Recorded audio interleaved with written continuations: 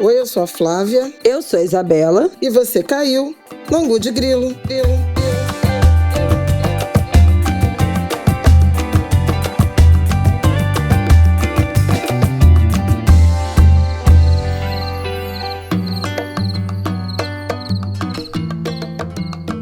Olá, Angulers! Mais um Angu de Grilo está no ar, episódio 255. Boa terça-feira pra vocês!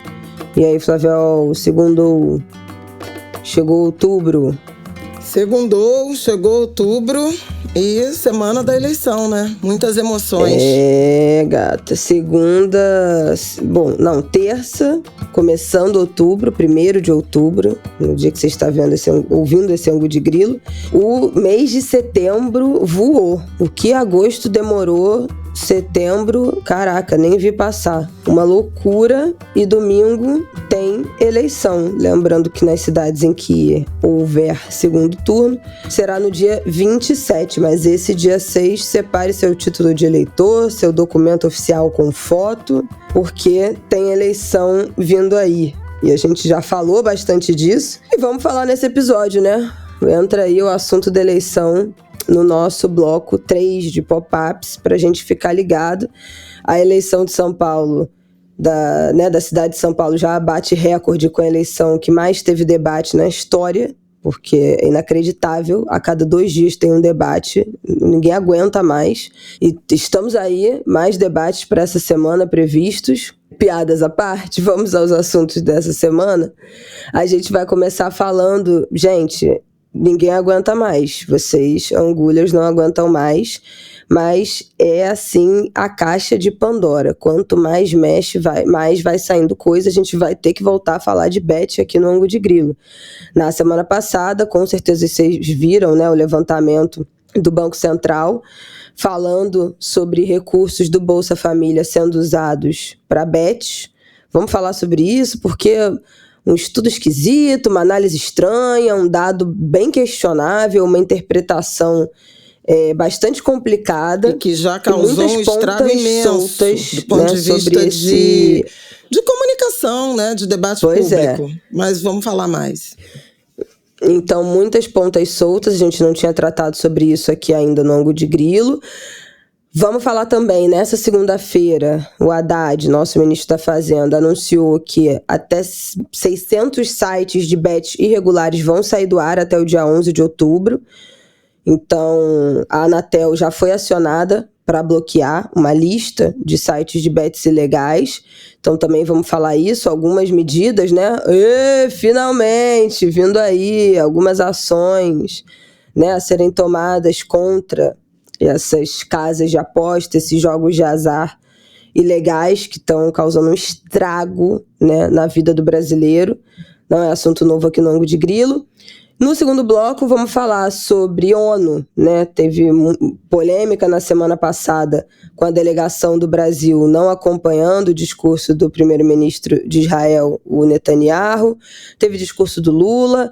A gente falou na semana passada, na segunda-feira, né? Já tinha sido o dia mais sangrento de bombardeio de Israel no Líbano, contra, né, o Hezbollah. A gente deixou esse pop-up na semana passada e esses bombardeios continuam. No final de semana, o líder do Hezbollah foi morto por um bombardeio de Israel. Então, essa tensão se intensifica e aumenta também nessa semana. É isso, os tópicos da semana. Vamos falar sobre todos esses assuntos no Angu de Grilo 255. Vamos com a gente. Bom, vamos começar então. Na semana passada vocês devem ter visto, né, esse estudo do Banco Central que falava de usuários do Bolsa Família usando dinheiro do programa, né, de transferência de renda para sistemas de aposta online, as bets. Tem alguns números que assustaram muito, né? Primeiro, falava que os brasileiros gastaram 20 bilhões por mês em aposta online só nesses primeiros 8 meses de 2024, então de janeiro a agosto, 20 milhões por mês em aposta online entre todos os brasileiros. Cerca de 24 milhões de pessoas fizeram pelo menos um Pix para as bets no mesmo período. E o grande número que chocou e levantou um debate muito complicado, bastante questionável, eram dos 5 milhões em agosto de 2024, a estimativa de que 5 milhões de pessoas pertencentes a famílias beneficiárias do Bolsa Família teriam enviado 3 milhões a empresas de apostas esportivas usando o Pix, sendo a mediana dos valores gastos por pessoa de R$100. E aí, essa história da mediana que deu um nó, começou um nó nessa notícia. Mediana é diferente de média, eu vou deixar isso para a Flávia explicar, porque eu não... Felizmente, eu tenho uma lacuna no meu aprendizado matemático, do ensino fundamental e do ensino médio, mas isso foi um do começo dessa confusão e do estranhamento desse número. Mas como assim a mediana? Se a mediana é 100 e não a média, significa que teve gente que gastou muito mais do que 100 para levar esse número tão para cima, né? Se a gente está falando aí de 3 milhões desse volume total. Então começou uma pulga atrás da orelha de... que apostadores são esses que estão depositando tanto dinheiro assim em bet? Que renda é essa incompatível, então, com uma família, né, com uma pessoa que precise do Bolsa Família? Ou então, de onde está vindo esse dinheiro que essas pessoas estão enviando via Pix, né, para essas empresas de aposta esportiva? Essa foi a primeira camada, eu acho, do debate, um estranhamento em relação a esse número, né, de 3 milhões, vindo de 5 milhões de pessoas. E aí, num segundo momento, o debate virou se pode ou não um beneficiário do Bolsa Família usar esse dinheiro para aposta esportiva, para o que seria o lazer, né, digamos assim, para a diversão. Não estamos nem entrando nessa problemática das bets, porque a gente já falou sobre isso aqui, né, em outros momentos. Essa história de que é uma fonte de renda extra, um investimento, mas supondo que seja um lazer e uma diversão. Pode ser usado o dinheiro do Bolsa Família para isso? Deveria ser proibido o uso do Bolsa Família para isso? Ou as pessoas têm direito a usar o dinheiro com o que elas bem entenderem? Então, esse assunto dominou, né, o noticiário das bets na semana passada, ainda um pouco misturado com aquela história do Gustavo Lima, que a gente tinha falado, né, da prisão que tinha sido pedida, foi a última notícia do ângulo de grilo da semana passada, e logo depois foi suspenso, né, o pedido de prisão do Gustavo Lima. Então, um assunto que ainda está, muito em alta, não preciso nem dizer, toda hora sai uma notícia nova, um relato desesperador, novo, né? Na semana passada, inclusive, viralizou nas redes sociais uma mensagem de uma mulher no Reclame Aqui, de um site de bet, falando, pelo amor de Deus, bloqueia meu marido, o CPF dele é esse, o que eu preciso fazer pra vocês bloquearem ele já gastou todo o nosso dinheiro, ele tá endividado, ele tá doente, ele tá acabando com a nossa família, bloqueia ele desse site e tal, um apelo desesperado de uma pessoa que não sabe mais o que fazer, né, para lidar com o vício, o descontrole do marido nesses sites de apostas, e um território de ilegalidade, né, que é o que a gente está falando, que desemboca nessa declaração dessa segunda-feira do Haddad de que 600 sites de aposta vão ser banidos no Brasil nos próximos dias, porque são irregulares, numa entrevista para a CBN, né, que o Haddad falou isso, recomendando que as pessoas resgatem os dinheiros que estão nesse site, porque os sites vão sair do ar até o dia 11, e também que a equipe econômica vai banir determinadas formas de pagamento para aposta online, como cartões de crédito e também o cartão de Bolsa Família. Essa história do cartão de crédito não é novidade, porque as próprias operadoras de cartão já estavam pedindo para que fosse suspenso o uso de cartão de crédito em bet, porque as pessoas estão usando o limite do cartão e aí, né, perdem o dinheiro, ou então estão usando o limite do cartão mesmo sem ter dinheiro, e aí não pagam a fatura, e aí aumenta o endividamento e o prejuízo, né, das operadoras dos bancos em relação a isso. Então, já era um pedido das operadoras de cartão e dos bancos para que não fosse mais possível pagar com cartão de crédito a aposta, né, nesses sites de bet. Então, hoje o Haddad falou que essa proibição desse meio de pagamento vai começar, e também da história do usar o cartão do Bolsa Família para fazer essas transferências via Pix. Por onde você quer começar? Por onde começarás? Você já falou bastante sobre a primeira parte na semana passada, né, dessa história do Bolsa Família e tal, inclusive na Globo News, na sua coluna do Globo. Então, se quiser resumir. É uma tragédia com muitas camadas, né? Com muito alcance, com muita ramificação. Coisas que a gente já tem falado até a semana passada. Perguntei a Isabela quando foi que a gente começou a falar de Beth. Achei junho, quando houve a história do projeto de legalização dos jogos de azar e dos cassinos. Isso está em tramitação no Congresso Nacional. Mas antes disso, eu acho que a gente já vinha fazendo alguns alertas de preocupação, e eles só aumentaram e, efetivamente, agora chegaram assim, à opinião pública por terem se tornado um grande problema econômico, criminal e social. As consequências são absolutamente dramáticas para qualquer lado que se olhe. Queria trazer primeiro uma memória sobre a origem disso. Quem liberou, né, autorizou a operação dessas empresas, dessas casas de apostas online no Brasil, foi o então presidente Michel Temer, em dezembro de 2018, quando estava já prestes a sair da presidência. Então veja que a gente está falando de uma herança, né, de 5, 6 anos atrás. Naquele momento, a legislação, a partir da aprovação pelo Congresso Nacional, previa a regulamentação em até 4 anos, e o governo Bolsonaro passou inteiro sem que houvesse a regulamentação. É verdade que o Bolsonaro sofreu muita pressão de líderes religiosos, a bancada evangélica radicalmente contra jogo por conta do vício, e também eu acho que não é leviano fazer uma inferência em relação ao dízimo, na medida em que esse tipo de operação ele escala, drenando parcelas do orçamento familiar. Óbvio que também a parcela de contribuição, parcela de renda que vai para a igreja, para a religião, ela também é afetada.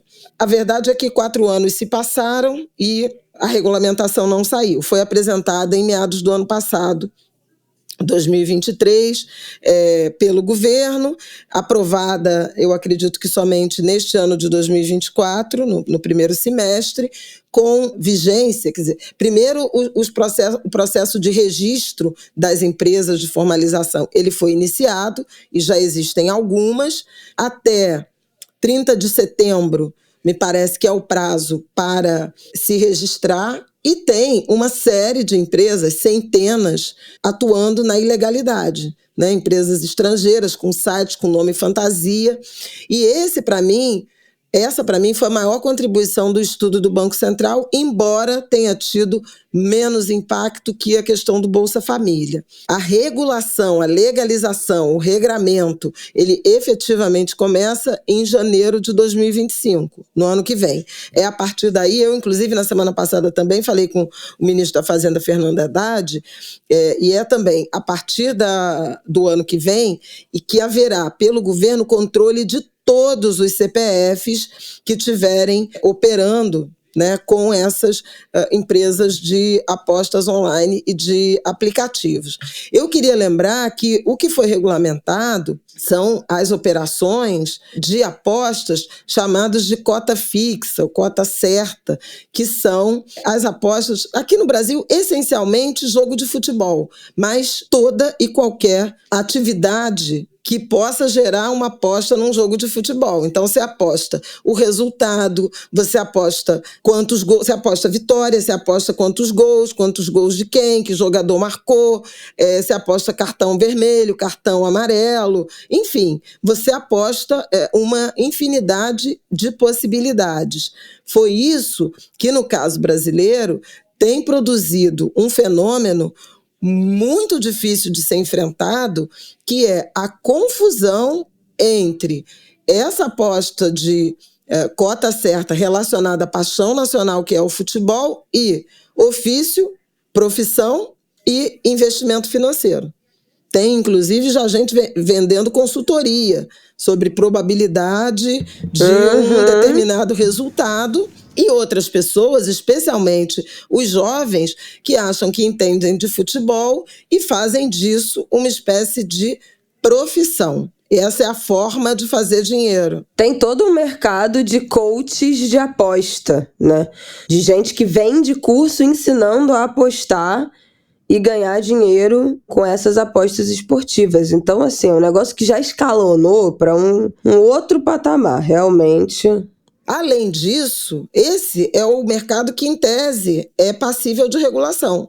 Além disso, você tem as modalidades ainda ilegais no Brasil, que são os caça-níqueis, o tigrinho e afins. Isso é jogo de azar, isso não está regulado, isso ainda está no Congresso Nacional e, no entanto, pessoas de todas as idades estão perdendo muito dinheiro com esse tipo de jogo de azar, incluindo crianças, né? Crianças, adolescentes, adultos, idosos. Eu não vou repetir aqui os dados que a gente já deu em relação ao perfil, né? Acho que 2 ou 3 ângulos atrás a gente falou disso, da pesquisa, muito detalhadamente da pesquisa do Instituto Locomotivas, que mapeou o perfil desses jogadores, o tamanho, né, desses jogadores e desse mercado, os sentimentos que esse mercado despertam, né, de ansiedade, satisfação, frustração, tristeza, depressão, impactos na saúde mental, impactos nos relacionamentos pessoais, sociais e familiares, e prejuízos e destinação de recursos e de patrimônio outros para esse mercado de jogo. Aí as pessoas vão dizer, mas o jogo sempre existiu. O jogo sempre existiu. Mas o jogo online, ele ativa uma sensação de desejo, saciedade, desejo, frustração, saciedade, frustração, desejo, que é permanente. Não se trata de um jogo em que você presencialmente tem que ir fazer a sua aposta, ou ainda que remotamente, você espera um tempo para que essa aposta se realize. Seja num resultado de corrida de cavalo, que tem muita gente viciada, né?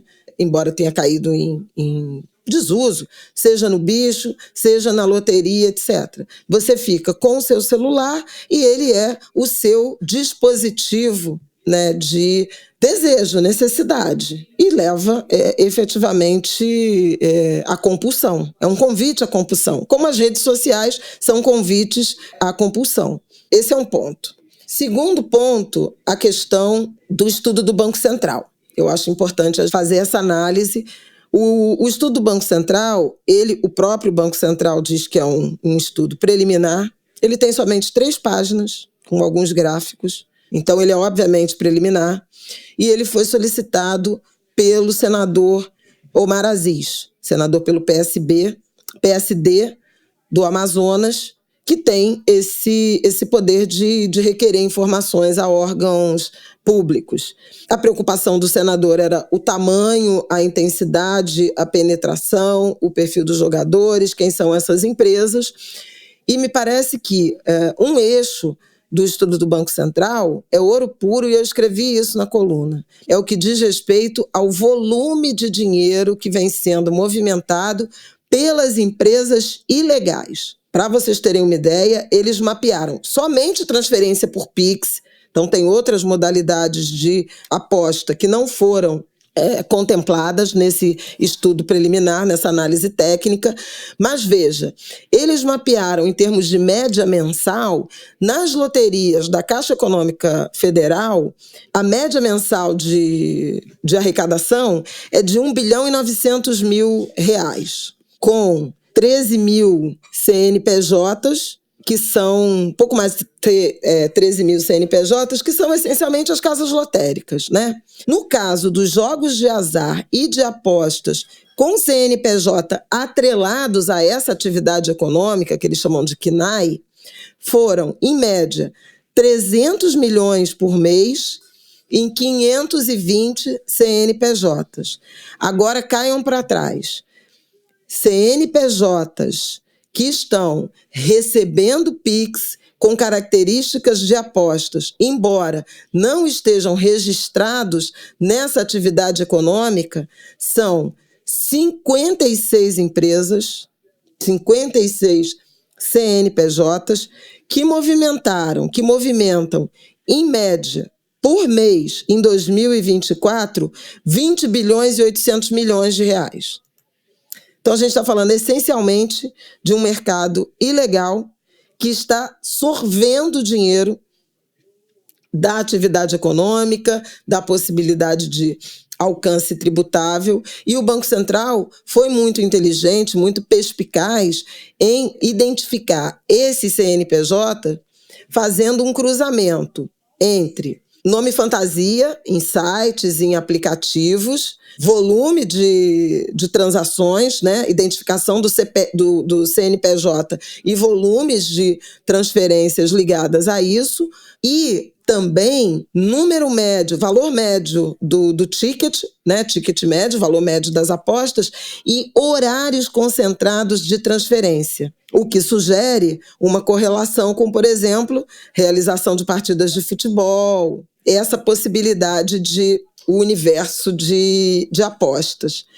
E foi a partir dessa constatação da quantidade de empresas ilegais que o ministro da Fazenda, Fernando Haddad, disse que quem não se registrou, e o bônus para se registrar pago ao governo é de 30 milhões de reais, vocês devem ter ouvido isso no primeiro processo lá de registro, regulação. Esses sites, eles vão ser bloqueados no Brasil, muito provavelmente a partir do dia 11 de outubro. Como é que faz isso? O governo, a equipe econômica, oficiou a Anatel, requisitando o bloqueio de acesso a esses sites, e é por isso que a Isabela repetiu a mensagem, o recado do Haddad de quem tem dinheiro nessas empresas é melhor retirar, porque eles vão ser bloqueados e você virtualmente tem a possibilidade de perder esse dinheiro. A Federação dos Bancos, e a Isabela falou também das administradoras de cartão de crédito, já tinham pedido ao governo a antecipação da proibição do uso de cartão de crédito nas operações com Bet.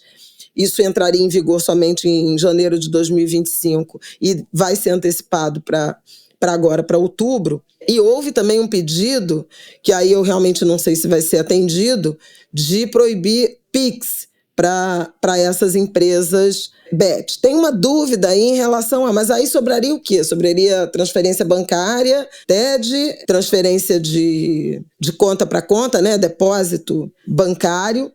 E com isso você tiraria muita dessa perspectiva. Mas aí tem uma questão que é o interesse dos bancos em diminuir o fluxo de PIX, porque com PIX o banco não tem remuneração alguma e o volume de recursos que está sendo movimentado é absurdo, né? Em relação a essas bets acho que ainda não tem decisão do governo em relação a proibir PIX de correntista normal para empresas de aposta. Você quer falar? Não, é porque eu acho que assim, eu acho que proibir o PIX, além dos cartões de crédito, é a solução para acabar com a transferência para todas, né? Para as ilegais e para as legais. Porque o fato é que as pessoas agora, basicamente, só usam PIX, né? Assim, tem essa coisa do cartão de crédito e tal, mas não é tão simples, mesmo nos bancos digitais, você conseguir cartão de crédito, né, que tenha um limite alto. Então, em geral, as pessoas usam o PIX para os sites ilegais e os sites legais. Acho que bloquear o PIX para os sites ilegais? Óbvio. Derrubar os sites ilegais? Óbvio. Agora, se o site é legalizado, então não devia ter, né? Como é que você bloqueia o PIX? Não, gente, então não legaliza, né? Porque assim, se você legaliza uma forma de jogo, regulamenta, e aí a principal forma de pagamento para esses sites existirem vai ser bloqueada, então não pode cartão, não pode PIX, você regulamentou para quê? Como é que... É ridículo, eu acho isso ridículo. Mas o fato é que um dos relatos até que eu acho que eu citei aqui, quando a gente falou de Bet, ou no episódio do Conselhos que você pediu, meu outro podcast, que eu falei também sobre essa história da epidemia das Bet, eu recebi vários relatos, né, de professoras que estão falando que na sala de aula os alunos de ensino fundamental, menores até de 15 anos, além de, claro, de ensino médio, só falam disso. E muitos chegam para as professoras com dinheiro e falam: professora, eu te dou o dinheiro e você me faz um PIX. Né, como se estivesse depositando um dinheiro, porque para eles usarem o dinheiro em PIX, né, em formato de PIX, numa conta, diretamente para o site, ou então pedindo para a professora: não, eu te dou o dinheiro e você, né, passa o PIX para minha conta lá do do site de aposta. Então as pessoas às vezes têm o dinheiro na mão, especialmente adolescente, criança, né, que ganham dinheiro dos pais, ou que faz um bico, um negócio aqui e ali e ganha um trocado, tem o dinheiro na mão, mas não tem o dinheiro, né, a possibilidade, uma conta bancária, né, para ter o Pix e fazer a transferência no Pix. Então é óbvio que é um formato que facilita o uso dessas plataformas. Mas se for para bloquear o Pix em todas as contas, não faz sentido. Aí é isso, é melhor, né? Então não tem. Que aí vai ser o quê? Cartão de débito? Né? Quem é que tem cartão de débito? As autorizações também de segurança digital para cartão de débito geralmente são muito mais chatas do que para cartão de crédito, né? Para você usar de forma virtual. Então, é óbvio que eu sou a favor de qualquer coisa que dificulte, mas assim, não faz sentido. Acho que no caso das bets ilegais, tem que derrubar o site, não é restringir meio de pagamento, tem que derrubar e acabou, né? Mas eu acho que a gente chegou num nível de que, não, então talvez é melhor não ter Pix para os sites que também são legais. Então, gente, desculpa, regularizou e regulamentou isso tudo para quê? Se agora, então, a gente vai inviabilizar o uso. Não era para, então, vamos regulamentar e ter uma... e ganhar aí com a tributação, né, nesses sites. Não vejo sentido, mas em relação a derrubar os sites ilegais, já era para ter acontecido, né? Não era nem para ter começado. Pois é, mas assim, o que não é proibido é permitido, né? Entendeu? A regulação autorizou empresas de aposta, com uma regulação posterior, ou sem regulação, né? Em primeiro lugar, como eu comentei lá desde 2018, né? Então, usaram as brechas, né? E aí é importante a gente trazer em que medida esse volume tão alto de recursos é mesmo oriundo de apostadores brasileiros, pessoas físicas, digamos assim, ingenuamente ou legitimamente orientadas, né, decididas, ou se tem lavagem de dinheiro. E há uma desconfiança muito grande de infiltração do crime organizado, do jogo do bicho, das bets ilegais, enfim, toda sorte de dinheiro ilegal. E essa operação policial, por exemplo, que envolveu a Deolane, alcança o Nivaldo Gustavo Lima, ela é uma evidência disso. Havia dinheiro de crime organizado, de atividades ilegais, criminosas, irregulares, que estavam saindo, por exemplo, do jogo do bicho, das empresas de aposta não registradas e passando pelas bets já legalizadas para saírem limpos. E aí compra e venda de carro, de avião, de bens, de relógio, de joia, de imóveis, todas essas coisas que envolvem aí as operações de lavagem de dinheiro. Então, daí estamos falando de um pedaço das consequências econômicas ligadas à ilegalidade. Outra preocupação é o quanto essas atividades de jogos, de apostas, já falei aqui, falo de novo rapidamente, estão drenando orçamento, recursos das famílias, que seriam para outras áreas, outros gastos, outras despesas, lazer, viagem, cultura, roupa, calçado, bens de consumo e, no limite, até alimentação, né? Até as contas básicas, as contas domésticas, na direção das apostas. E é dinheiro que não volta, né? Boa parte desse dinheiro não volta. O Banco Itaú, a gente já tinha falado aqui de uma pesquisa, de um levantamento do Itaú que falava em 64 bilhões destinados e 40 bilhões que retornaram como prêmio, o que significa que é uma perda aí de mais de 20 bi. Cada um tem sua conta, mas todas as contas levam a números preocupantes, em alguns casos estratosféricos, com consequências nas atividades econômicas, no consumo, com consequências ainda mais desesperadoras no endividamento e até no superendividamento das famílias, o que virtualmente também alcança muito do potencial de crescimento, de atividade, de saúde financeira a médio e longo prazo. Porque são dívidas que ou não serão pagas, e aí é prejuízo para o setor financeiro, ou serão pagas e drenarão recursos para outros gastos e a própria qualidade de vida das famílias a partir daí. As consequências em saúde mental são absolutamente dramáticas em relações familiares, e a gente já está vendo isso, inclusive com alguns indícios na área de assistência social pelo vício.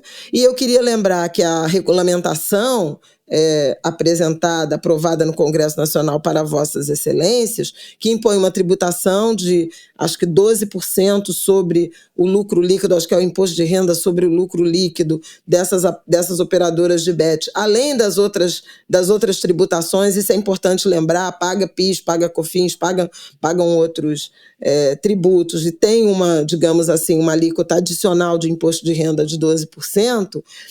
O Congresso aprovou uma distribuição desses recursos, desse dinheiro do imposto de renda, que para o Ministério da Saúde só fica 1%. Então, dessa carga tributária, 1% desse 12% é 1% para a saúde, é 26% para o Ministério do Esporte, 30 e poucos % para o Ministério do Turismo. Tem uma tabelinha assim que você não acredita que, com esse perigo, né, de alcançar vício, dependência, compulsão, com consequências dramáticas para a saúde, também física, porque muita gente começa a beber ou passa a beber demais, né? Você tem várias consequências.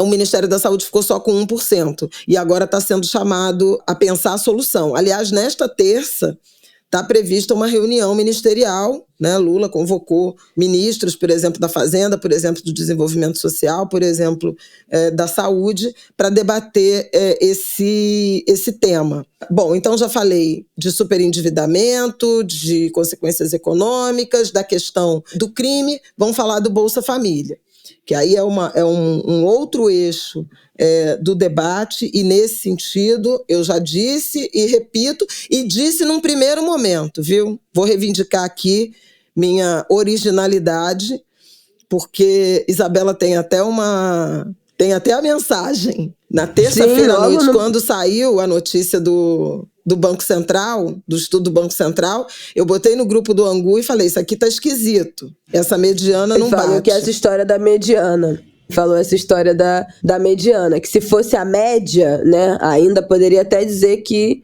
dá para, né, que é um número que faz sentido, né, R$100, mas sendo a mediana, porque a mediana é exatamente o ponto. São 5 milhões, né, de apostadores. Então, isso. A mediana é 2,5 milhões para um lado, 2,5 milhões para o outro. Para esse número ser 100, tem que ter muitos outros apostadores apostando muito mais do que 100. Mais. Né? 2,5 milhões de apostadores apostando muito mais do que 100, para esse número de 100 tá na metade. Então, assim, já começa a ficar incompatível. Exatamente, você um valor, digamos assim, é um valor mágico que divide ao meio um conjunto de informações. Nesse caso, a gente tem 5 milhões de pessoas, né, de indivíduos, fazendo transferências Pix para bets em valores diferentes. Se você pusesse esses 5 milhões de pessoas na fila em ordem crescente, no 2,5 milhões o valor de referência é R$100. Significa que metade desse conjunto de indivíduos ou de depósitos, eles tinham como valor até R$100. No entanto, como o Banco Central disse que essas 5 milhões de pessoas, CPFs, indivíduos, destinaram 3 bilhões de reais a apostas, a média, se eu pegar 3 bilhões e dividir por 5 milhões, dá R$600. Então, assim, em média, cada um destinou R$600. Só que a mediana é de 100. Então, para que a metade desses 5 milhões tenha gasto somente até R$100, a outra metade gastou muito mais do que isso, para que a média seja R$600. O que isso significa? Se a média é R$600, e eu achei muito equivocado o Banco Central não revelar isso, significa que essa média está muito próximo do valor médio dos benefícios pagos pelo Ministério do Desenvolvimento Social, como Bolsa Família, que é de R$684.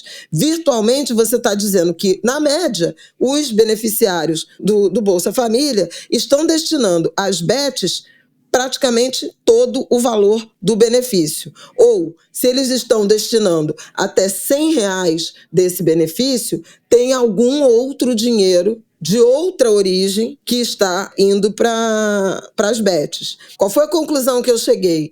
O Banco Central não é capaz de dizer se o dinheiro que supostamente beneficiários do Bolsa Família estão transferindo para as BETs é dinheiro carimbado do programa. Podem ser outras fontes de renda, numa hipótese de que ele tem um outro trabalho e ele faz a fezinha dele no bicho, na loteria e nas BETs. Pode ser uso indevido de CPFs de beneficiários do Bolsa Família, ou seja, uma apropriação dessas pessoas, desses CPFs, pelo crime, para atividade criminosa. Isso também não é inédito.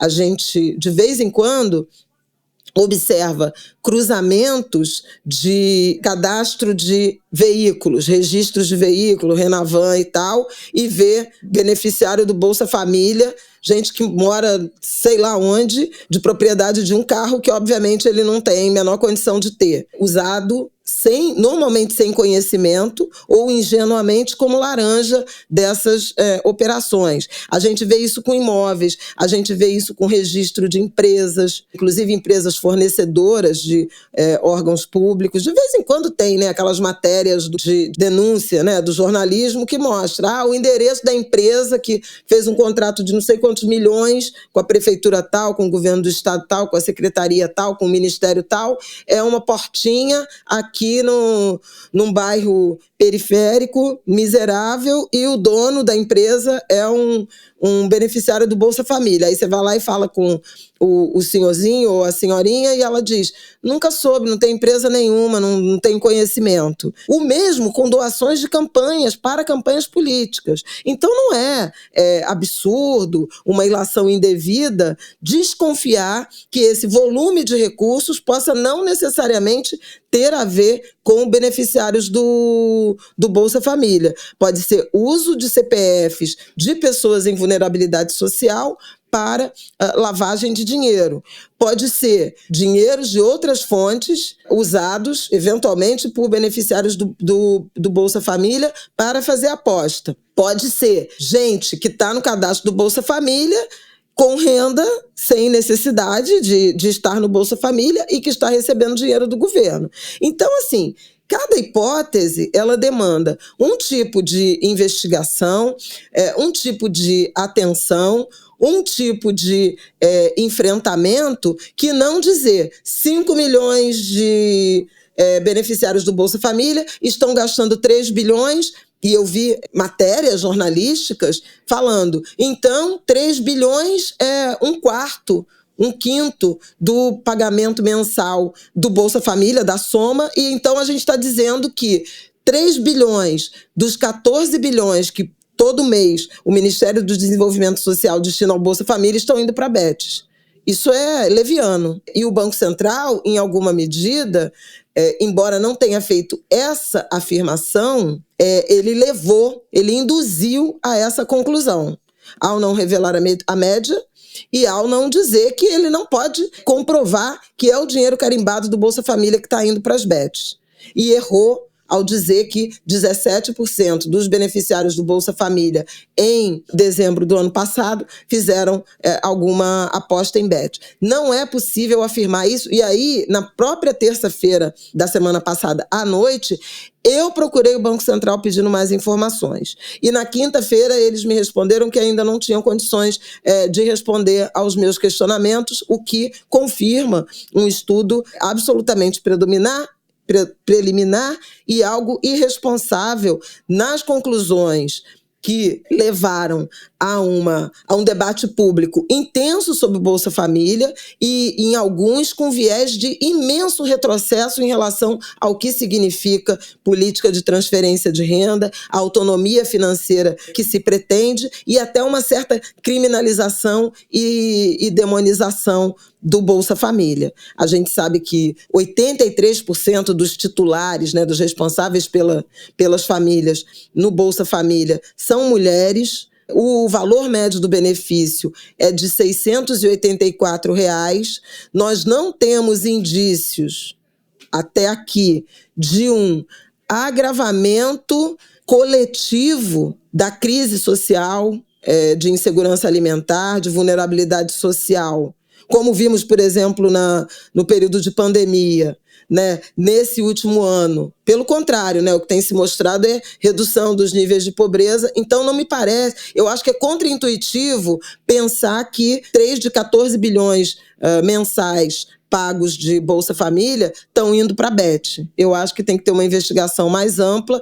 A secretaria responsável por programas de transferência de renda no Ministério do Desenvolvimento Social pediu mais esclarecimentos ao Banco Central. Eu falei também com o senador Omar Aziz e ele diz que essa é uma preocupação diante do dado sobre os 20 bilhões que vão para empresas não autorizadas, não registradas na ilegalidade. Esse é um dado até menos importante e, inclusive, por impreciso que mas isso ganhou o debate público a ponto de o governo ter revelado que tem a intenção de bloquear o cartão do Bolsa Família para apostas. Pode até bloquear para apostas, mas isso tem a ver com... Eu até li um comentário dizendo assim, a sociedade inteira está jogando, só o Bolsa Família, porque assim, o problema não é do Bolsa Família, em que pese...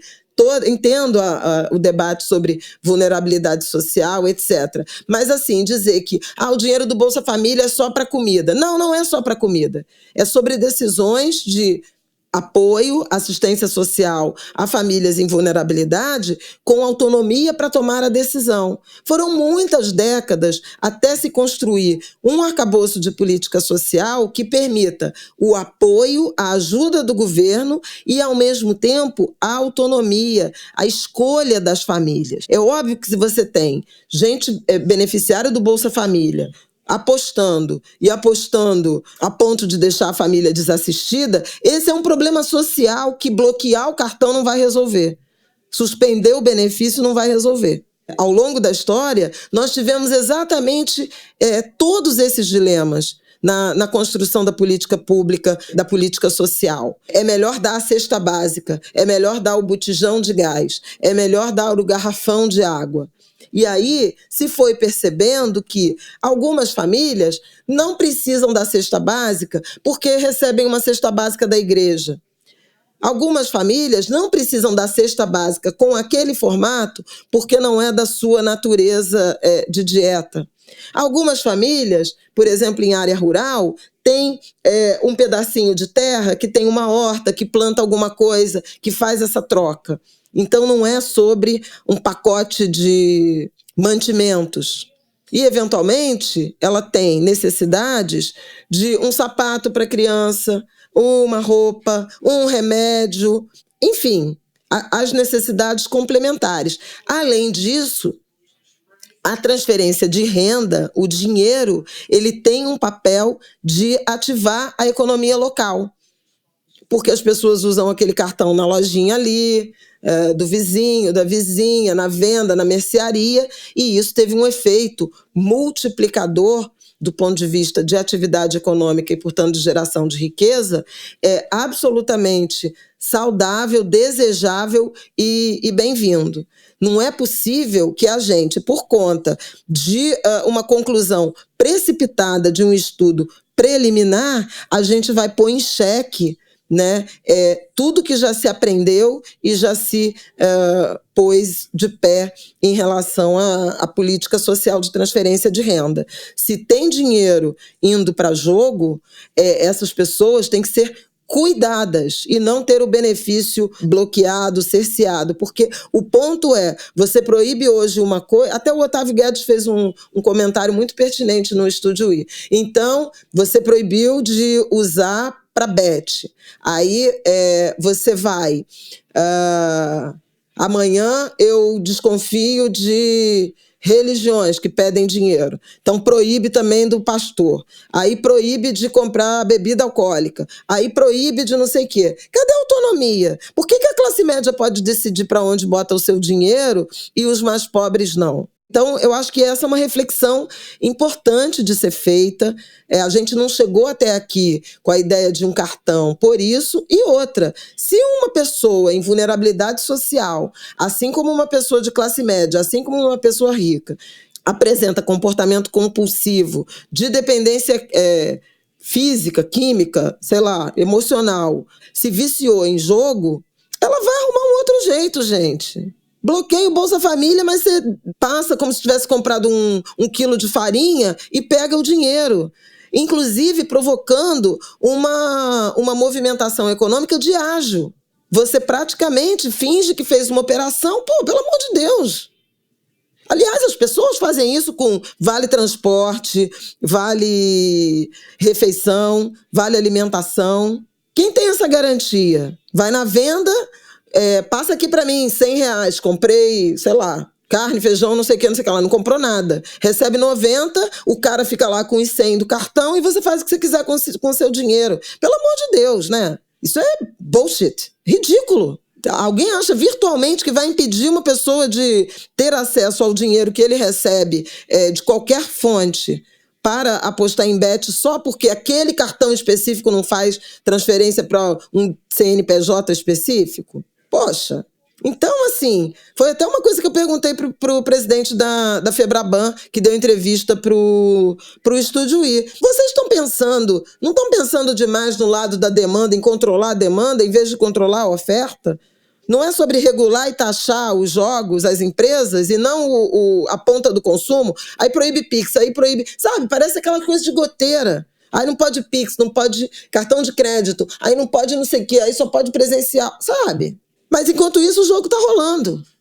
Ilegal, sem regulação, sem pagamento de imposto, sem responsabilidade, sem controle. Isso para mim que é a coisa mais surreal dessa discussão.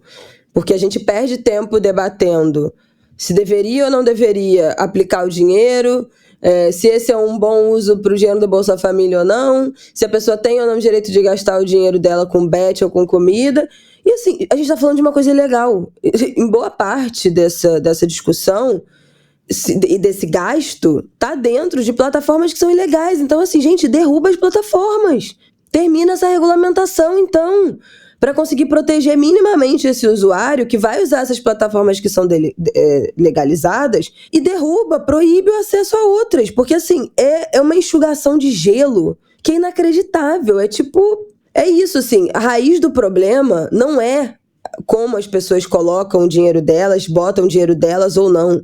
A raiz do problema é que a gente tem uma disseminação em massa nas redes sociais e entre influenciadores de plataformas ilegais de jogo de azar. Então, assim, se é ilegal, derruba. Meu Deus, é mais fácil derrubar a plataforma ilegal, mais rápido, mais eficaz, ou querer ensinar para a população de, gente, então, não é de bom tom você botar o seu dinheiro nessa plataforma. Assim, é óbvio que aí tem uma segunda parte dessa questão, que vai ser, vão derrubar lá 500, 600 plataformas ilegais de bet, sites, né, vão ser bloqueados pela Anatel e vão surgir outras, rapidamente. Porque esse negócio se espalha igual vírus, igual praga. Então, não basta ficar derrubando sucessivamente uma depois da outra, porque as que já existem hoje vão cair, daqui a pouco aparecem outras, né? E o tempo do levantamento de quais são esses sites ilegais, o tempo do pedido e da autorização para bloqueio e derrubada desses sites, já vai ser uma lacuna que as pessoas vão continuar apostando. Talvez não tanto quanto antes, talvez não na mesma quantidade, né, do que antes, mas é óbvio que outros sites ilegais vão surgir também, porque esses sites não são hospedados no Brasil, né? Então, assim, não basta derrubar 600 plataformas ilegais de bet e não ter outras medidas, né, de proteção dessa população, proteção desses apostadores e para que novas plataformas ilegais não sejam disseminadas. Então, assim, o que acontecerá com esses influenciadores que ficam divulgando essas plataformas de jogo ilegal? Eles vão ser presos? Eles vão... Já tem um canal de denúncia em que a gente pode denunciar esse tipo de perfil? O perfil deles vai ser derrubado sucessivamente também dentro dessas plataformas? Porque deveria, né? Uma pessoa que tem 50 milhões de seguidores, 100 mil, 10 mil milhões de seguidores e está divulgando plataforma de bet, deveria ter seu perfil derrubado e suspenso nas redes sociais via medida judicial, igual a galera do X que teve seu perfil suspenso também. Não pode continuar tendo, não pode ter conta reserva, não pode ser uma suspensão temporária para derrubar o perfil.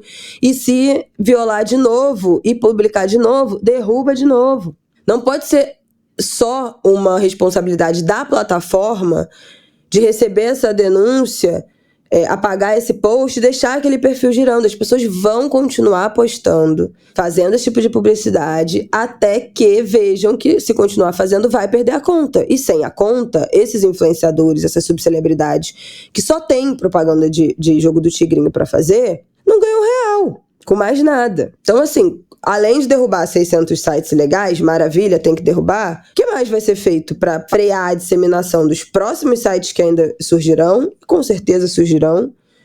Para que nós, população, tenhamos canais de denúncias efetivos para derrubar esses perfis, essas publicações que divulgam jogos ilegais, para que as plataformas legalizadas tenham uma regulamentação muito restrita, né, e diretrizes muito restritas para a proteção desses jogadores, né, que proteja, que ative um modo mínimo de segurança, de segurança mental, né, de adicção, de patrimônio desses apostadores. Então não basta derrubar 600 sites e continuar deixar o resto correndo solto, porque a gente vai continuar girando, né, dentro desse looping e enxugando gelo. Agora, achar que o caminho, criminalizar, desautorizar e transferir toda essa culpa, né, essa responsabilidade para o usuário final e não para essas plataformas ilegais, é um pensamento, no mínimo, preguiçoso, para não dizer burro, né? Porque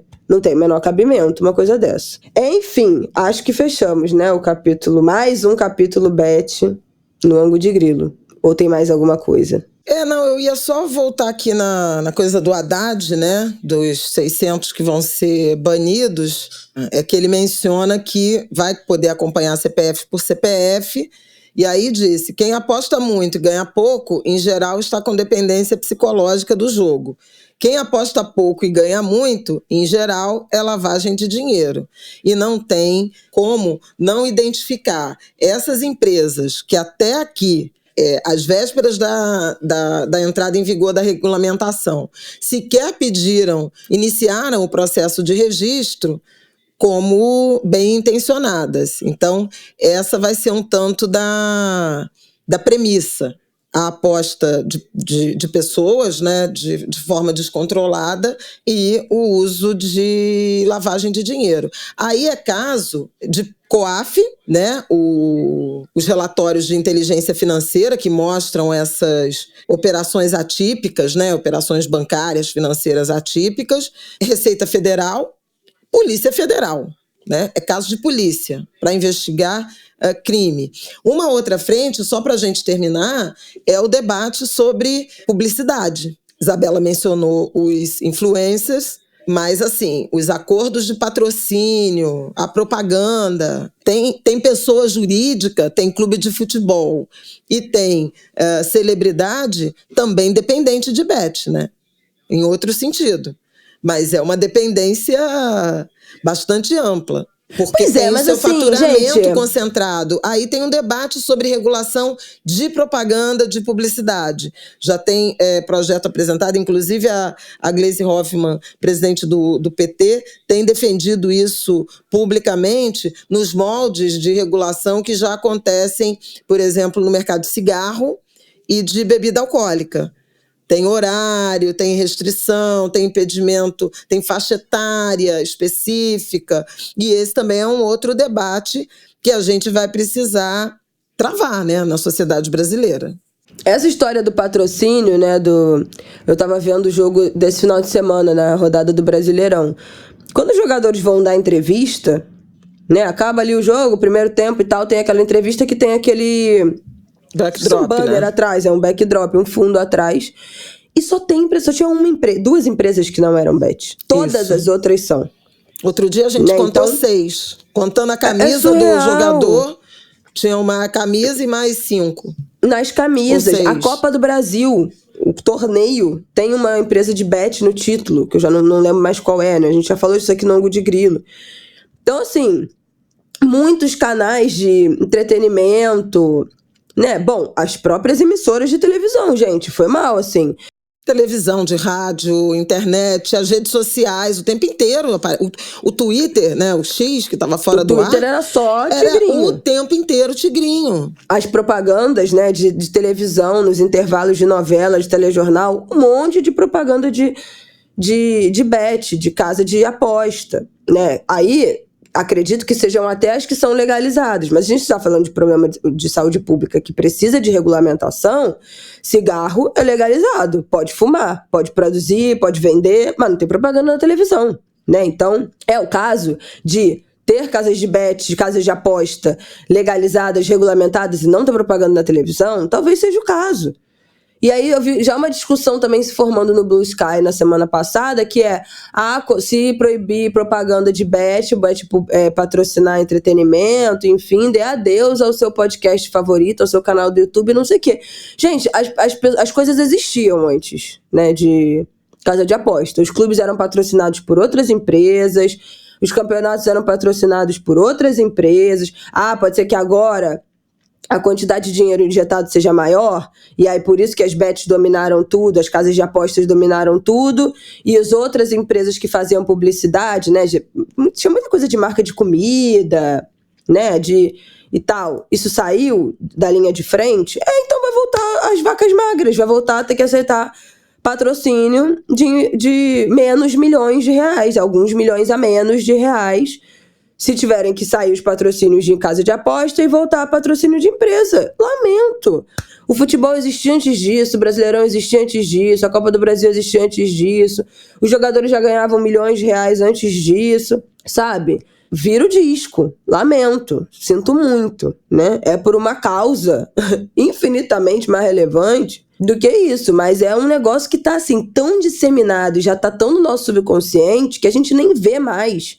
Especialmente no universo do futebol e das redes sociais, a quantidade de gente que é produto, clube, empresa patrocinado por bet, de casa de aposta. É uma coisa realmente assim, surreal. Impressionante, e por mim, tinha que acabar a publicidade desses troços. Virar igual cigarro ou virar cheia de regra, assim, como é de bebida alcoólica. Pra mim, tá no mesmo patamar. E eu já disse isso aqui no Ângulo de Grilo. Então, esse é um outro debate, é um outro eixo de debate que vai ser travado também com debate no Congresso Nacional. Mas, independente disso tudo, a gente pode e deve e tem falado, né, sobre autorregulação, sobre ética, né, sobre compromisso dos formadores de opinião, dos influenciadores, enfim, em relação ao que se está semeando. Na verdade, onde é que você está sentada nessa sala, né, de tanto risco social, econômico, criminal, né? Tá onde nesse auditório? Tá assistindo, tá participando, tá servindo o quê? Eu acho que cada um devia fazer essa reflexão, né? Qual é o papel individual, social, coletivo, comunitário que se está fazendo? Eu acho que é isso, né? É isso. Vamos para o nosso próximo bloco, então. Falar de política internacional, guerra. Vamos ver o que está rolando aí. Bom, gente, vocês viram que na semana passada, no Ângulo de Grilo, a gente deixou um pop-up para a gente acompanhar a situação do Líbano. Naquela segunda-feira, tinha tido um grande ataque de Israel, né, no território libanês, o dia mais sangrento em 18 anos, desde a guerra de 2006. Naquele momento, eu acho que já tinham mais de 300 mortos. Esse número, né, nessa semana que se passou, já passou de 700 mortos. Os ataques de Israel continuam, no Líbano. No final de semana, Israel fez um ataque que matou o comandante, né, o líder do Hezbollah, o mesmo líder desde 92, né, que ele só tinha sido visto 12 vezes nos últimos 32 anos. As informações é que um infiltrado de Israel teria compartilhado a localização onde ele estaria, né, no final de semana, no sábado, se eu não me engano, e um bombardeio acabou matando Hassan Nasrallah, não sei como é que pronuncia, né, o líder do Hezbollah que foi morto no final de semana. Nesse bombardeio, mais 38 pessoas também morreram. Bom, isso, obviamente, né, cria uma tensão ainda maior, escala uma tensão, porque a gente já tinha falado aqui que outros líderes, comandantes do Hezbollah já tinham sido mortos por bombardeios de Israel, mas agora o principal líder, o principal comandante foi morto. E aí já gera, né, uma tensão maior ainda. O vice, né, o Naim Qassem, o vice-líder do Hezbollah, disse que já estão em processo, né, de apontar, de escolher quem será o novo líder e que estão preparados para uma incursão por terra de Israel, que é a notícia que se tem, né, agora. O Netanyahu teria dito que estaria preparando, que o exército israelense está preparado para entrar por terra no Líbano, além, né, das bombas, mas que estaria preparado para usar todas as suas capacidades bélicas, incluindo soldados, né, numa incursão por terra no norte de Israel, onde esses soldados estão concentrados, dando indício dessa incursão por terra e falando que a morte do Nasrallah, que era esse líder do Hezbollah, foi um passo muito importante, mas que não era o fim. Essa foi a declaração do ministro de Defesa de Israel nessa segunda-feira. Então, bom,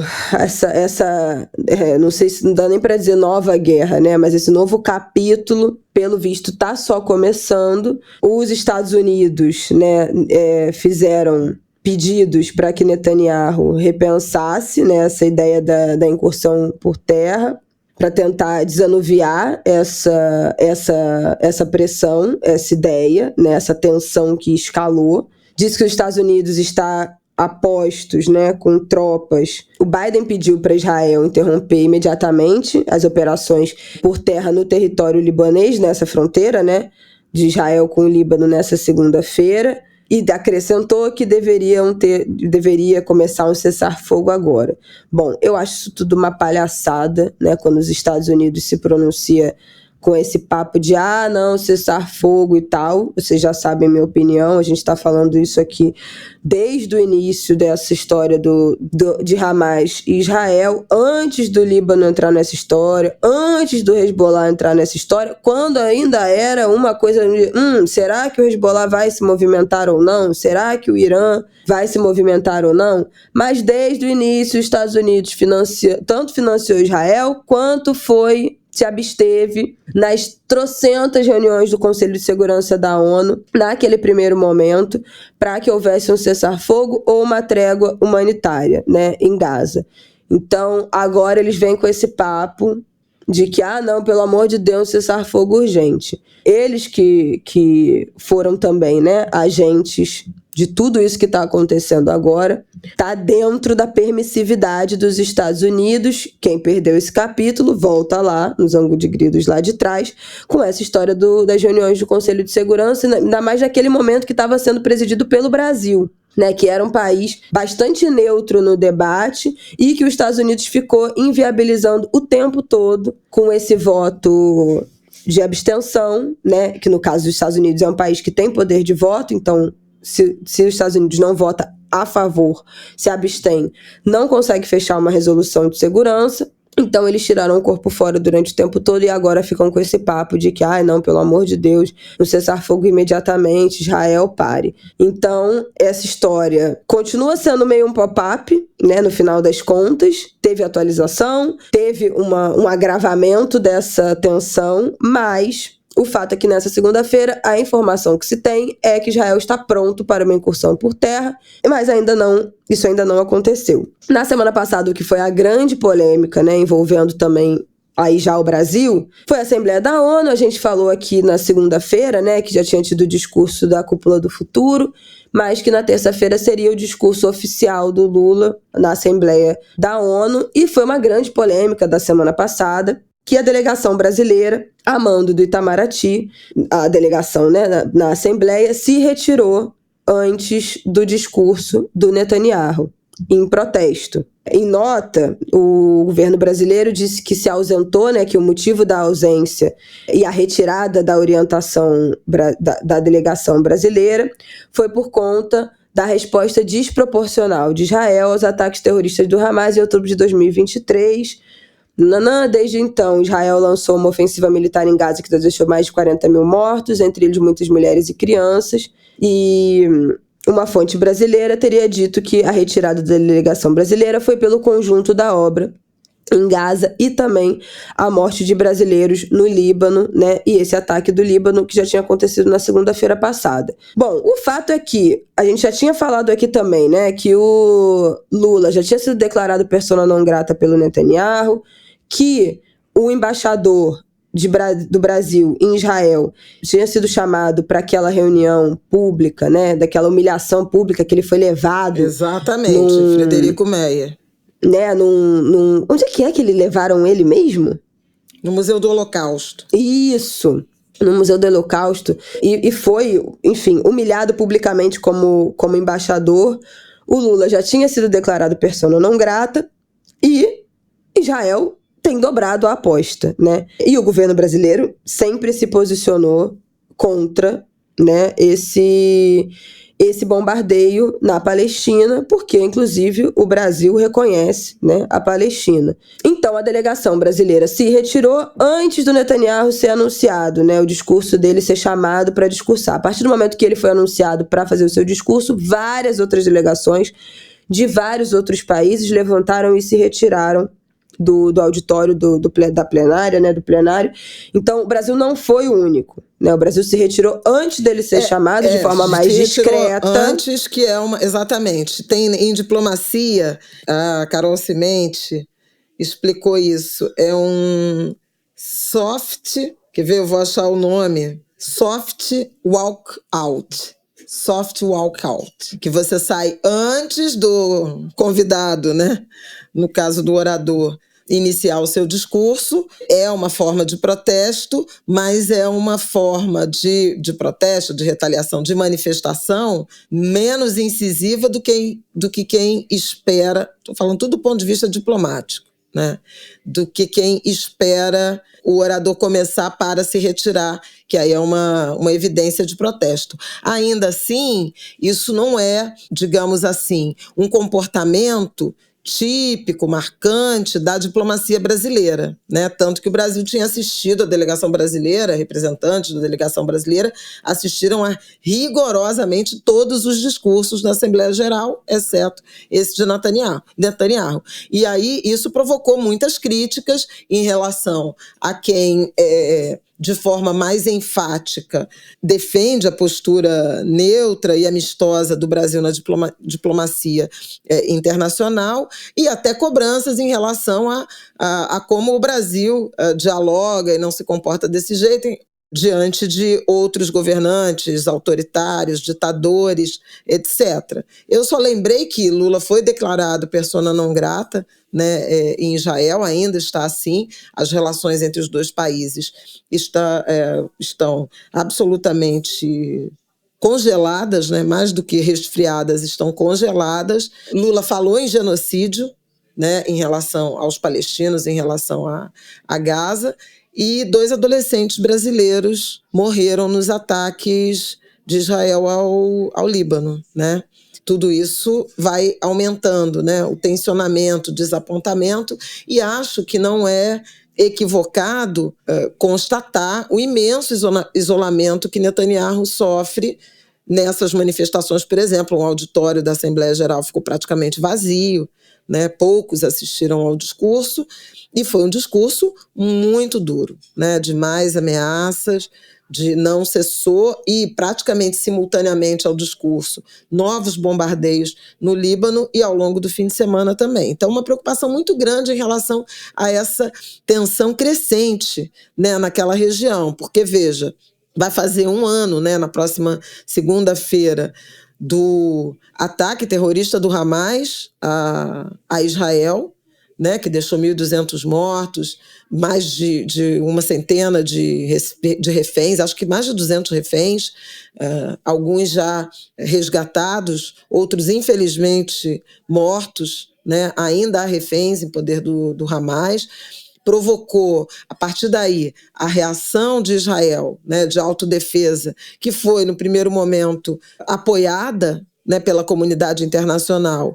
Ela virou um massacre sem precedentes na faixa de Gaza, virtualmente foi tudo destruído, um êxodo, né, ora para o sul, ora para o norte de volta, né, de milhões de pessoas, de pelo menos 2 milhões de pessoas, 40 mil mortos, a maioria mulheres e crianças, então famílias inteiras, uma condenação pelo Tribunal Penal Internacional. Então, assim, e aí agora, bom, a tensão crescente com o Irã, que sabemos... Era isso que eu ia falar, patrocina porque o Irã, Hamas, patrocina o Hezbollah, tá ligado. O Irã é um apoiador declarado, né, do financiador e apoiador do Hezbollah. Oficialmente, o país decretou luto de 5 dias pela morte desse líder do Hezbollah, e o líder supremo do Irã, que é o Ayatollah Ali Khamenei,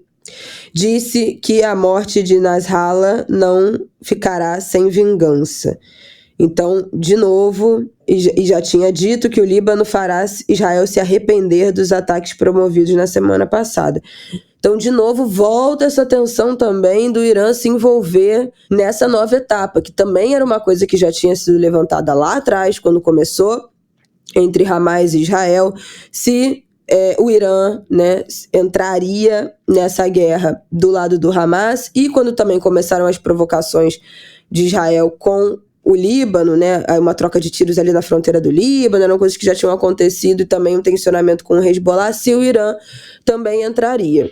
Então agora, mais uma tensão também colocando o Irã, não no centro dessa história, mas se estava na periferia dessa história, agora já está bem mais, né, central aí nesse debate. E esse indicativo aí desse luto de 5 dias deixa muito claro, né, que o Irã está sendo solidário ao Hezbollah. Então, gente, ai meu Deus do céu, bom, que tá longe de acabar sempre teve, né? Mas a escalada da violência é sempre impressionante, né? E desse tensionamento também. É isso, difícil, duríssima a situação no Oriente Médio, e essa vai ser uma semana bastante, enfim, reveladora, né, do futuro, se ninguém recuar. Enquanto isso, segue também o conflito Rússia-Ucrânia, com inclusive uma proposta tendo sido feita de paz por países como Brasil, China, Índia, sem a presença das outras partes, mas a leitura é de que quando, em algum momento, houver algum interesse de discutir paz, tem uma proposta sobre a mesa desses países que são, enfim, aliados lá do sul global, né? Essa é um ponto importante. Bom, Sudão, tragédia, é um mundo de tragédia, gente. A Venezuela ainda sem solução, né?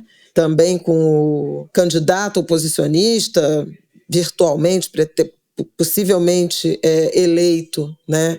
Asilado na Espanha, Maduro mantendo a sua desobediência, seu desprezo ao processo eleitoral. E, nossa, um mundo muito conturbado, né, que não era para a gente estar vivendo. Mas essa tensão no Oriente Médio, obviamente, preocupa muito, por óbvio, porque é uma crise humanitária também gravíssima, e que agora chega ao Líbano, e com impactos também na política, né, nas eleições americanas, certamente. E tudo agravado com essa perspectiva de uma incursão terrestre, né, de Israel ao Líbano.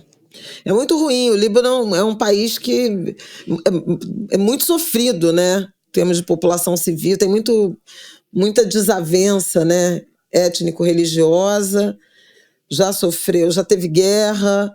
Quem recebeu muitos refugiados da Síria, né? Já tem essa matéria, que foi um país que recebeu muitos refugiados da Síria. Então, vários refugiados que fugiram da guerra na Síria e já estavam estabelecidos no Líbano também estão tendo que fugir agora pela segunda vez. E é a maior população de brasileiros no Oriente Médio. Então, eu falei na semana passada, né, de alguns... de uma influenciadora que eu sigo, que estava fugindo, né, saindo, evacuando a cidade com a família. Ela conseguiu ir para Paris, que é onde ela morava, que ela estava fazendo um mestrado lá com os pais. A parte da família que mora no Líbano conseguiu ficar numa região um pouco mais segura, mas ela ainda estava cobrando oficialmente, né, uma estratégia, um plano do Itamaraty para resgatar e evacuar esses brasileiros. Então também ainda não há muito exatamente, né, uma estratégia certa de como tirar esses brasileiros desse território, como foi na história da Ucrânia, né, que a partir do momento em que não vai começar a guerra, teve aquele momento de mandar, né, aviões brasileiros e fazer essa retirada. Também em Gaza, né, que a gente acompanhou, fazer o corredor humanitário, conseguir deslocar para Rafah, cruzar de Rafah para o Egito, né, aqueles ônibus com brasileiros. Então, isso ainda não está acontecendo no Líbano, apesar da intensidade dos bombardeios, de já terem brasileiros entre os mortos, e de nessa segunda-feira a capital, né, os arredores de Beirute, mas já na capital ter sido bombardeado. No primeiro momento eram regiões mais periféricas, mas agora a capital já foi. Então, exatamente, é isso. Beirute é uma intensificação desse conflito, desse tensionamento, e aí ficam ainda, né, os pop-ups aí um pouco, porque vamos ver o que vai acontecer durante essa semana. Você quer falar alguma coisa do discurso do Lula? O discurso oficial? Lula fez um discurso, né, aquele discurso na Assembleia Geral, fazendo referência a essas guerras, saudando o Estado palestino, fez reuniões nesse sentido. Não falou de Maduro, né, não falou de Venezuela. E fez uma fala reafirmando compromissos aí em relação à questão ambiental, como era de se esperar. Obviamente que o Brasil, nesse momento, está com teto de vidro, né, com telhado de vidro, por conta das queimadas, por conta de tudo isso, mas ele citou a redução do desmatamento, cobrou dos países ricos, né, os recursos prometidos, né, para enfrentamento à questão das mudanças climáticas. Estou tentando achar aqui. Anunciou lá a assinatura no G20, né, na reunião do G20 em novembro, da Aliança Global contra a Fome, e defendeu, obviamente, uma revisão da Carta da ONU, que é uma espécie da constituição, né, desse organismo multilateral. Na origem, ela foi assinada por 51 países, hoje o sistema ONU tem 193 e, obviamente, há uma crise aí de representatividade. Foi muito aplaudido quando falou que jamais houve uma mulher ocupando a Secretaria-Geral da ONU. Das contradições, né? Lula foi o presidente capaz de incensar a única presidente mulher que o Brasil teve e de desperdiçar a oportunidade, anos depois, de fazer com que o Supremo Tribunal Federal tivesse 3 ministras e não uma como atualmente. Pois nem parece que a gente ficou suando, né? Naquela história das decisões dos ministérios com as mulheres que não foram escolhidas. Pois é, mas foi aplaudidíssimo. Deixa pra lá. Ele disse que não terceiriza a responsabilidade no que diz respeito à questão ambiental. Falou dos incêndios, sem responsabilidade, né? Sem abdicar de soberania. Exatamente. Incêndios, a maior seca da Amazônia em 45 anos, as enchentes, né, as inundações no Rio Grande do Sul, as maiores desde 1941, 5 milhões de hectares só no mês de agosto, destruídos pelo fogo. Reafirmou o compromisso de erradicar o desmatamento. Enfim, falou de uma crise da América Latina, né? Essa que seria a segunda década perdida. Desde 2014, a América Latina patinando do ponto de vista econômico, com efeitos nefastos sobre a paisagem política. Eu acho que e falou dos bilionários, falou né? Meteu o malho nos bilionários, que a fortuna dos 5 principais bilionários mais que dobrou desde o início da década. Os super ricos pagam menos impostos. Poderiam resolver a fome de 733 milhões. E aí, Mona? E aí? Vamos trabalhar. Os juros para países como africanos muito maiores do que, por exemplo, os praticados na Alemanha. Ele chamou de Plano Marshall às avessas, em que os pobres financiam os mais ricos. E a preocupação com inteligência artificial como um fator para consolidar assimetrias, né? E concentração de riqueza, de conhecimento em empresas e países ricos. Então, defendeu também uma governança multilateral para inteligência artificial. Esse é um ponto que Lula tem batendo, vários países têm batido. Inconclusivo, a ONU realmente perdeu muita relevância, mas existe, né? Resiste. Virou... Bom, não manda mais em nada, enfim, né, no final das contas. Desde a pandemia a gente já tem falado disso, infelizmente. Então foi isso. Eu acho que de ONU tá bom. Lula tá indo pro México para a posse da nova presidente. Infelizmente a ONU não tem mais o poder e a palavra, né, que tinha antes. A gente já tem falado disso desde a pandemia. A ONU, a OMS, na época da pandemia também, cara, eles foram basicamente ignorados, muitos, né? Então não tem mais a legitimidade que tinha, né? O Conselho de Segurança, essa história das guerras com a ONU foi completamente esvaziada, ignorada, né? Nessa história das guerras. Então não é mais uma instituição forte como já foi, que eu pelo menos tenho essa minha memória de criança, né, e de jovem, que a ONU era uma coisa de né? Eles que resolvem tudo, eles que mediam tudo, né? São os grandes mediadores do mundo e que conseguem efetivamente resolver, chegar num meio termo e ser a palavra final em conflitos. E, infelizmente, não é mais. Não está tendo esse poder. É muito triste. O cenário global realmente desanima. Mas, gente, seguimos. Vamos lá, vamos terminar então este episódio. Vamos que vamos. Bom, então pra gente encerrar esse episódio, final de semana tem eleição, né, minha gente? Eleições municipais em todas as cidades do Brasil. Vamos eleger prefeitos, vereadores, uma eleição rápida, né, porque são menos números aí a serem votados, mas extremamente importante. A gente que fala tanto aqui, né, das eleições municipais e a importância de escolher prefeitos. Bom, vai sair pesquisa nessa segunda-feira, ainda não saiu, então a gente não vai poder dizer aqui como é que está o cenário, né, das últimas pesquisas das capitais.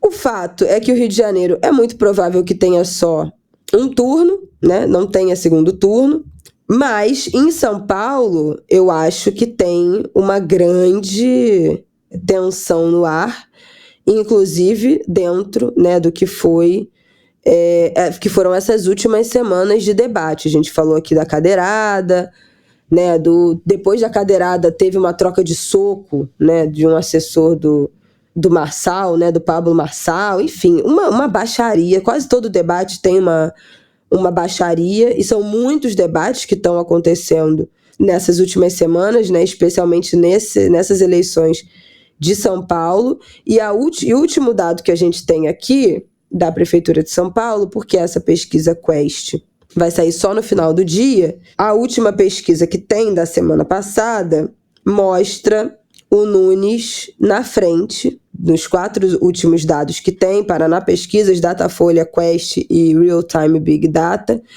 o Nunes está numericamente à frente. Boulos em segundo, Marçal em terceiro, em todas essas 4 pesquisas.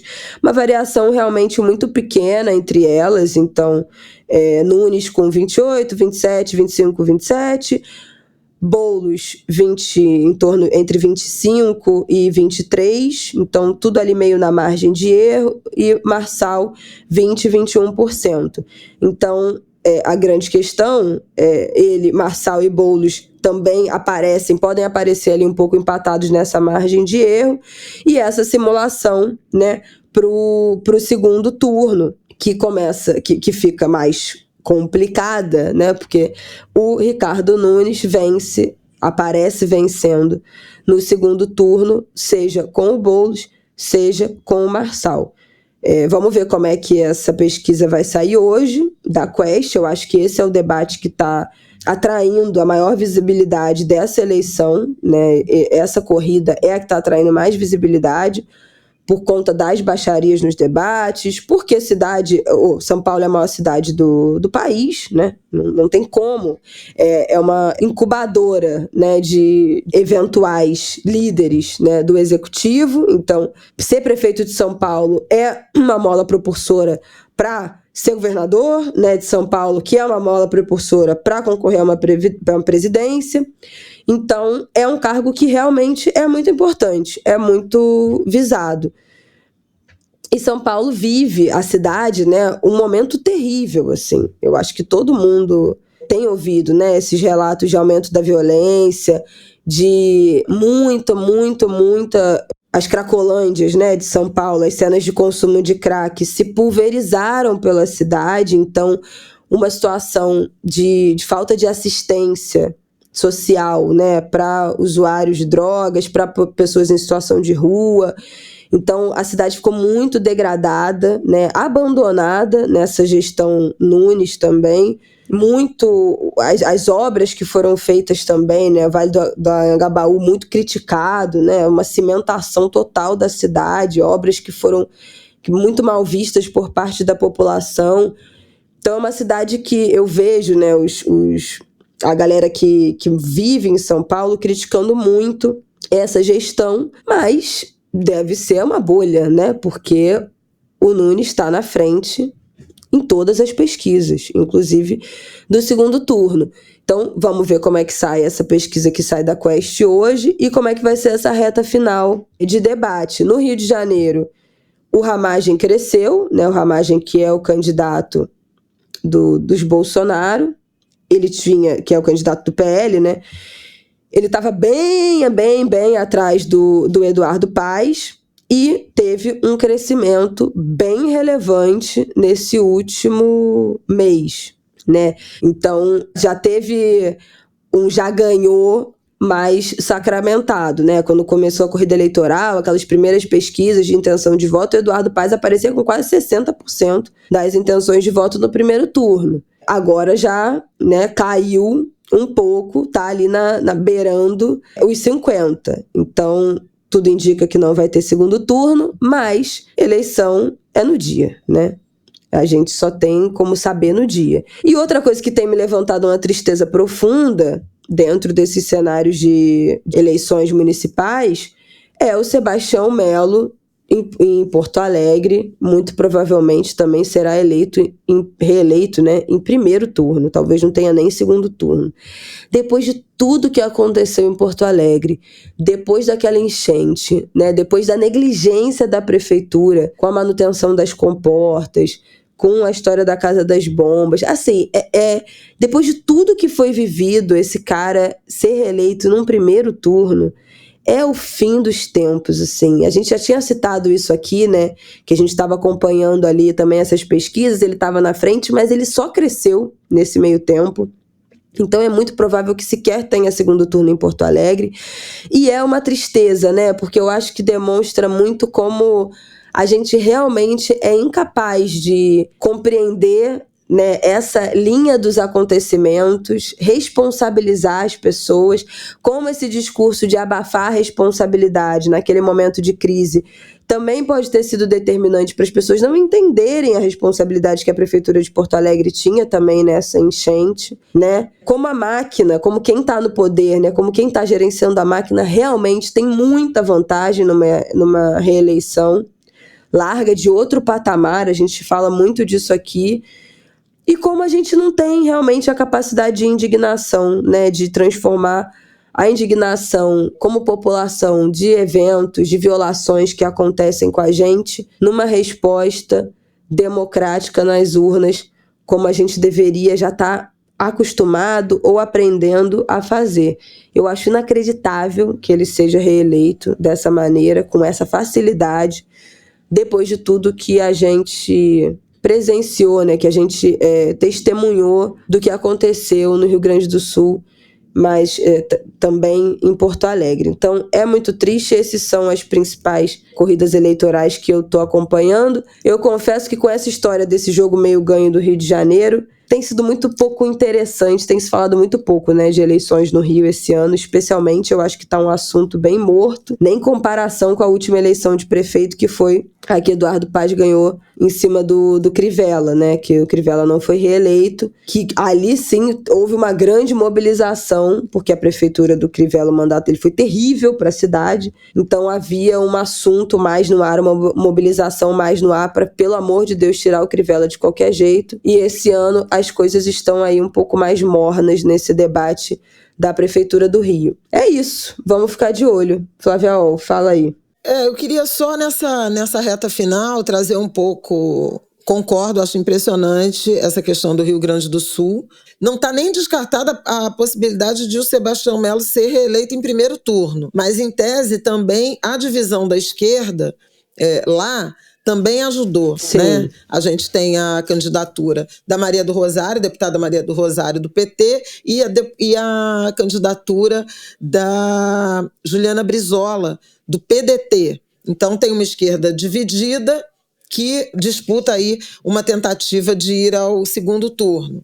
Tem gente que analisa, que acha que é mais fácil Juliana chegar ao segundo turno e vencer Melo por conta da rejeição altíssima, né, ao PT. A gente sabe, né, o antipetismo, mas contra ela se fala de uma inexperiência administrativa, ela é jovem, né? E assim vamos. Mas é realmente, à luz de toda a tragédia ambiental que o Rio Grande do Sul viveu, me chama a atenção, de fato, o prefeito com chance de reeleição, né? Ainda que com uma avaliação, que não tem uma avaliação acachapante como negativa, acachapante, como era o caso do Crivella, né, no Rio de Janeiro em 2020. Eu acho que depois da semana que vem, né, com o resultado do primeiro turno, em alguns casos resultados definitivos, vai dar para a gente ter uma ideia também dos outros municípios que igualmente sofreram com as inundações, né? Vale do Javari, em vários municípios da região metropolitana que também foram destruídos, né? Até Rio Grande, né, teve danos, e em que medida isso foi enfrentado, né? Qual foi a resposta das urnas a essa situação. E aí a gente vai ver realmente se prevaleceu a ideia de que foi uma tragédia natural e inevitável, ou se o eleitor teve ali a percepção de que houve responsabilidade das gestões municipais. Esse é um ponto, a eleição no Rio Grande do Sul me interessa por isso. Também me interessa, né, Norte, Centro-Oeste, em razão dessa seca, em razão do desmatamento, em razão das queimadas para pasto, em razão dessa escassez de água e do agravamento aí das mudanças climáticas. Não parece estar fazendo diferença também nessas regiões que eu mencionei, exceto Belém, que o atual prefeito Edmilson é muito mal avaliado, ele que é do PSOL, e dispara na frente o candidato de Helder Barbalho, à frente do delegado, esqueci o nome do outro candidato, que é um bolsonarista que nega a ciência, que nega desmatamento, que nega tudo. Então, assim, muita gente no Brasil olhando... Delegado Éder Mauro. Éder Mauro, exatamente, que é o bolsonarista. Muita gente olhando para a eleição de Belém e pensando se é possível que a capital, que no ano que vem vai sediar a COP30, tenha, neste ano, né, o primeiro da gestão de um negacionista climático. Mas, aparentemente, Meu Deus, o candidato... Vê qual é o candidato que está na frente, do Igor Normando, do MDB. Igor Normando, que tem despontado. Aí, bom, no Nordeste a gente vai ver o que vai acontecer com, por exemplo, o Ceará, né? O Ceará com uma campanha muito violenta, de muita violência política. Inclusive, saiu reportagem no fim de semana falando de Sobral, que é o município cearense, que foi referência em educação, e a disputa com territórios controlados pelo crime, impedimento de campanha, ataques à campanha, carreatas com rojões.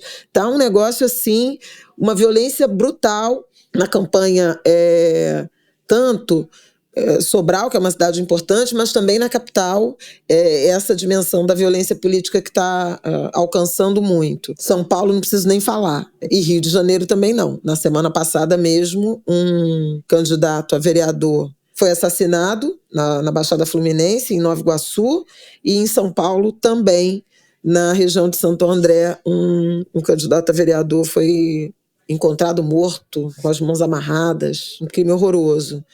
Há denúncias de transfobia, violência política de gênero contra Léo Áquila, que é uma mulher trans, candidata a vereadora, e que foi, no governo Ricardo Nunes, coordenadora de políticas LGBTQIA+, ela que é do MDB.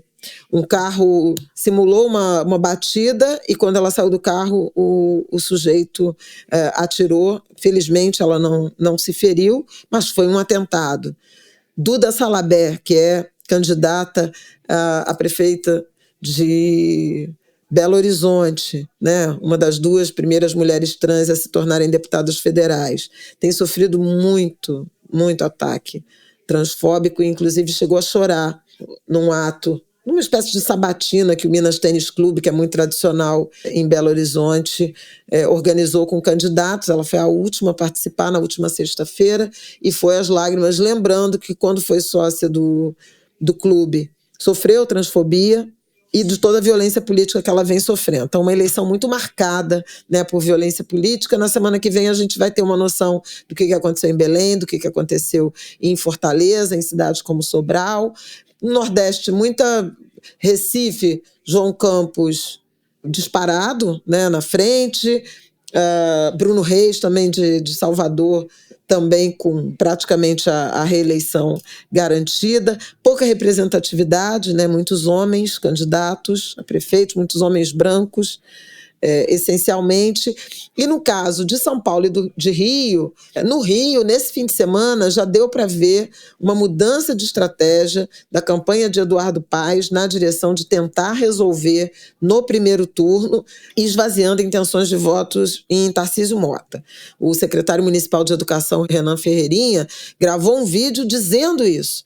Respeito o Tarcísio, não sempre concordo com ele, é um quadro ético, não sei o quê, mas papo reto. Eu peço a quem votaria no Tarcísio, gosta do Tarcísio, para votar no Eduardo Paes, para resolver no primeiro turno, para não levar a extrema-direita para o segundo turno, o que denota uma preocupação com o desempenho de Ramagem. Ramagem voltou a crescer, ou começou a crescer, na medida em que foi se tornando conhecido com o nome associado a Bolsonaro. Bolsonaro gravando para a campanha política, as fotos, né, para propaganda eleitoral, no rádio, na televisão, um discurso muito forte na direção da segurança pública, e isso me parece que acendeu lá uma luzinha amarela, em que pese o fato de Eduardo Paes nunca ter dito que estava garantido no primeiro turno. Eu acho que é uma coisa para a gente acompanhar aqui na reta final. E indo para o segundo turno, vai ser sim uma derrota do Paes, que se enclausurou, fez uma chapa puro sangue, né? Não aceitou um vice do PT, não aceitou uma vice-mulher, escolheu o Eduardo Cavalieri, um quadro novo, algo desconhecido, resolveu caminhar sozinho, confiante no seu capital político, que não é desprezível, mas se esse essa estratégia for frustrada com uma necessidade de segundo turno, é bem complicado, porque ele vai precisar fazer concessões, né? Concessões que não foram feitas no primeiro. Ele não fez uma frente ampla, digamos assim, do ponto de vista da composição da chapa. Fez do ponto de vista das adesões das alianças partidárias, que garantiram a ele mais de 3 minutos de televisão. Ramagem tem mais ou menos o mesmo perfil. E do lado do Ramagem, a gente vai ver efetivamente o tamanho ainda do bolsonarismo, da influência de Bolsonaro na política do Rio de Janeiro. Não só na capital, mas na região metropolitana, né, Baixada Fluminense, São Gonçalo, sempre tiveram muita influência, né? Muita influência do bolsonarismo, a ver como isso se desenha nessa eleição de 2024. E São Paulo, tudo aberto. A Isabela falou das intenções de voto, né, do último Datafolha em Nunes, Boulos e Marçal. Marçal, embora não tenha mudado de patamar, ele teve um pequeno crescimento para 21%, então os candidatos estão em empate técnico, mas o Felipe Nunes da Quest não descarta nem uma arrancada da Tabata. Por quê? Porque na pergunta que a Quest faz em relação a conhece, vota ou votaria, conhece e não vota, não conhece, a Tabata está com um potencial de votos assemelhados a de Marçal, de Boulos. Só Nunes tem um percentual maior. Então, Nunes, com uma faixa de conhece e vota, votaria em 48%, Boulos em 36%, Marçal e Tabata em 32%. Então, um erro nessa reta final pode tanto catapultar a Tabata, quanto esvaziar Tabata e Boulos, porque são dois candidatos mais ou menos no mesmo perfil, né? Visto como um eleitorado mais à esquerda, em que pesa algumas posições liberais da Tabata. Pois pode consolidar, a partir da estratégia do Boulos, um voto útil nele no primeiro turno, para que ele vá ao segundo turno com Nunes, e aí isso esvaziaria Tabata e Datena, né? É uma possibilidade, e é o que o livro-texto costuma nos ensinar em relação ao comportamento do eleitor mais à esquerda em São Paulo. Decide na reta final, escolhe o que tem mais chance. Mas a questão é quem tem mais chance, né? Porque há pesquisas de segundo turno que apresentam a Tabata com mais chances do que de Boulos, né, em relação a Nunes e Marçal. E a própria dúvida em relação a se esse sprint final pode favorecer a Pablo Marçal. Hoje teve, no fim de semana, no sábado, eu acompanhei o debate da Record, em que os candidatos foram todos mais educados, digamos assim. Todo mundo é religioso, né? Todo mundo fala de Cristo, enfim, de igreja e tudo mais, e aí se comportaram melhor. Eu acho que tem inclusive a ver com essa questão dos evangélicos, né? Da Record e dessa conexão. Hoje teve um debate muito interessante do UOL, que era um banco de minutos, né? Os candidatos tinham cada um 20 minutos e eles administravam o tempo do jeito que quisessem, alternando perguntas entre eles e perguntas de jornalistas. O Ricardo Nunes ficou sem tempo e foi muito ruim. O desempenho dele foi catastrófico, porque ele gastou os 20 minutos dele, ele teve mais um minuto ou dois de direito de resposta, porque estava sendo muito atacado pelo Marçal e também pelo Boulos, mas Boulos e Marçal foram chegando ao fim do debate, ao último bloco, com mais de 3 minutos. A Tabata administrou bem, o Marçal ainda ficou com tempo, deu a última palavra com 30 segundos a mais e usou isso, dizendo que como é que pode um prefeito que não consegue nem administrar o tempo de um debate administrar uma cidade. Ai, meu Deus. E outros. Houve questionamentos à la Marçal, a Boulos sobre ser usuário de drogas, ao que o Boulos disse que nunca usou cocaína, que experimentou maconha na adolescência e que não gostou, passou mal e nunca mais voltou, e foi provocado sobre uma internação também na juventude, e disse que foi por depressão e não por dependência química. Mas, enfim, é essa baixaria, né? O Marçal perguntando o tempo inteiro sobre um suposto episódio de violência doméstica envolvendo Ricardo Nunes e a mulher, por que a mulher registrou um boletim de ocorrência. Tem reportagens falando disso. Ela efetivamente registrou e depois retirou, deu entrevistas dizendo que não estava bem, de cabeça, etc., mas os episódios de corrupção, PCC no governo, vários ataques ao prefeito, e ele, que busca reeleição, de fato, gastou o tempo inteiro e talvez os últimos 10 minutos de debate ele só teve tempo para o direito de resposta e consideração final, ficou sem tempo para se defender. O Marçal cometeu um erro imenso em relação ao eleitorado feminino. Ele disse que mulheres não votam em mulheres porque são inteligentes. Não, gente, realmente. E aí, tanto Boulos quanto Tabata acusaram essa misoginia, né, explícita. Mas, enfim, é uma eleição... Realmente, a gente está falando tudo isso agora, antes de conhecer as pesquisas de hoje, né, dessa segunda-feira.